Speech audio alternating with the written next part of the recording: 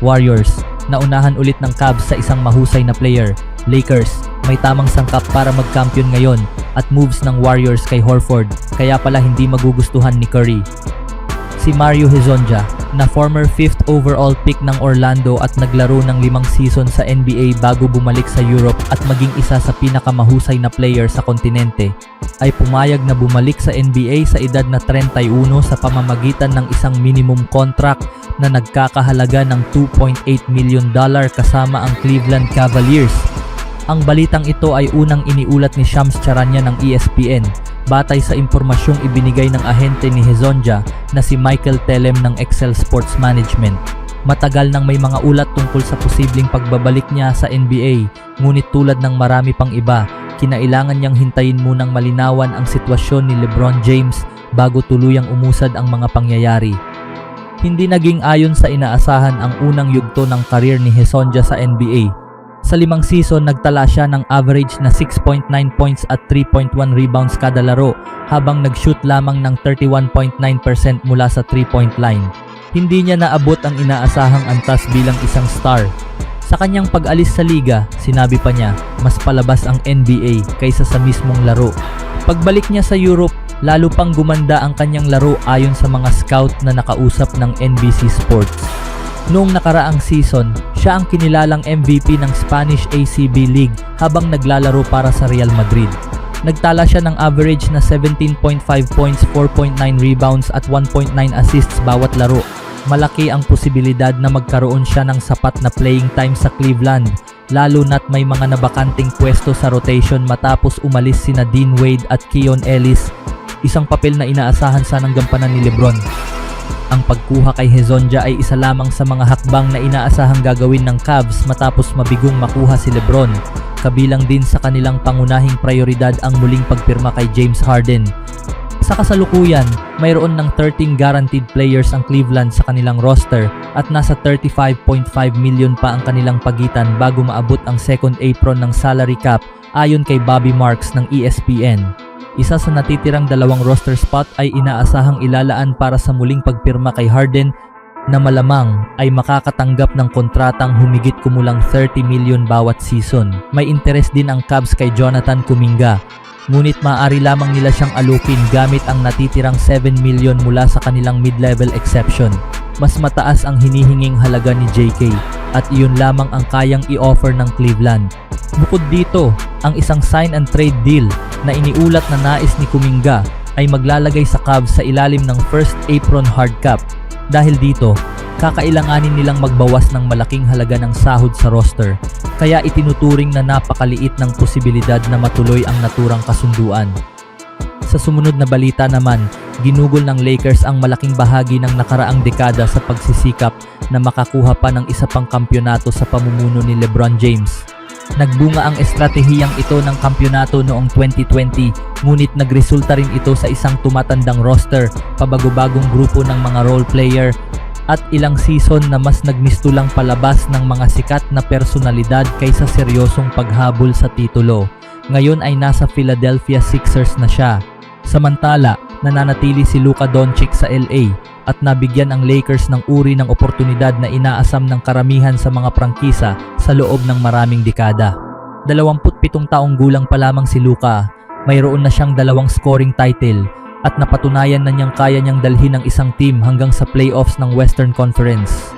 Hindi na kailangang maghanap pa ng Lakers ng susunod nilang superstar, nasa kanila na siya.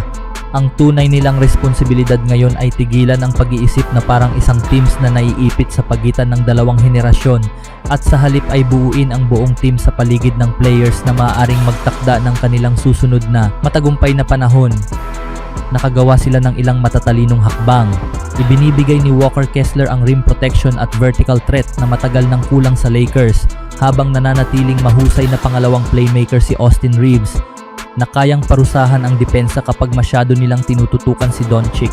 Ang pagdaragdag kina Matisse Thybulle at Quentin Grimes ay inaasahang magpapalakas sa depensa sa perimeter.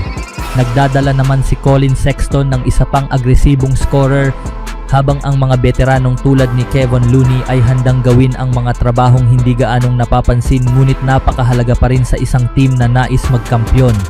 mukhang legal pa rin naman ang pagtatakda ng screens at pakikipaglaban para sa rebounds sa kabila ng pagsisikap ng makabagong NBA na bigyang diin ang ibang aspeto ng laro.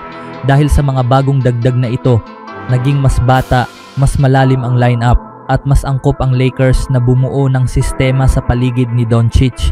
Iniulat din na sinusubukan nilang makuha si Kuminga, isang 23-year-old forward na ang pagiging atletiko at husay sa transition offense ay maaaring magbigay ng panibagong dimensyon sa team. Hindi siya perpektong player, ngunit dapat ipagpatuloy ng Lakers ang paghahanap ng mga batang talento na may malaking potensyal na sabay na umunlad kasama ni Doncic. Kailangan nilang bumuo ng team na akma sa laro niya sa pamamagitan ng pagdaragdag ng matitibay na depensa, mahusay na shooters, at atletikong finishers upang mapakinabangan ang kanyang kakayahang lumikha ng elite na opensa. Napatunayan na ni Doncic na kaya niyang maging mukha ng prangkisa, kaya dapat maging maingat ngunit agresibo ang Lakers sa pagpapalakas ng roster.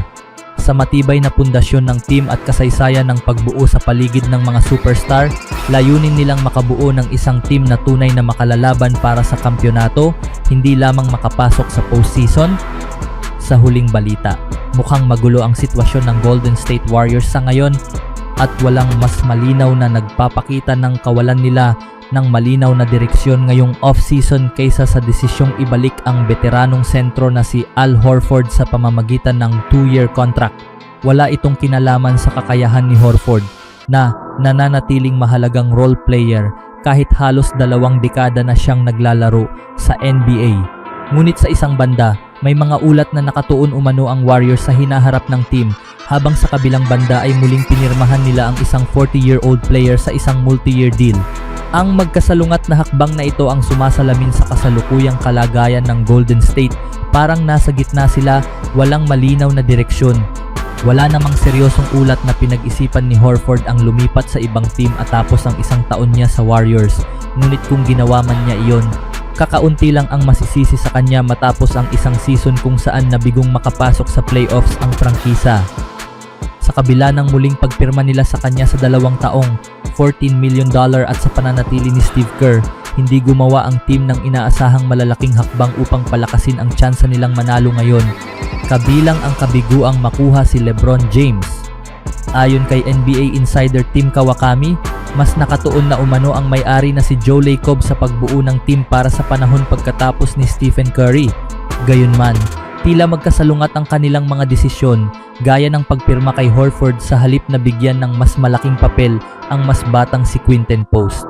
Dahil sinusubukan ng Warriors na pagsabayin ang kasalukuyang kompetisyon at paghahanda para sa hinaharap, nananatili silang nasa gitna ng liga at hindi ganap na nakatuon sa alinmang direksyon. Nagmumukha silang hindi sigurado sa kanilang direksyon at dahil dito ay nahihirapan silang makahikayat ng mga players mula sa ibang teams. Sa halip, napipilitan silang muling pirmahan ang sarili nilang mga veterano tulad ni Horford kahit hindi ito ganap na makatuwiran.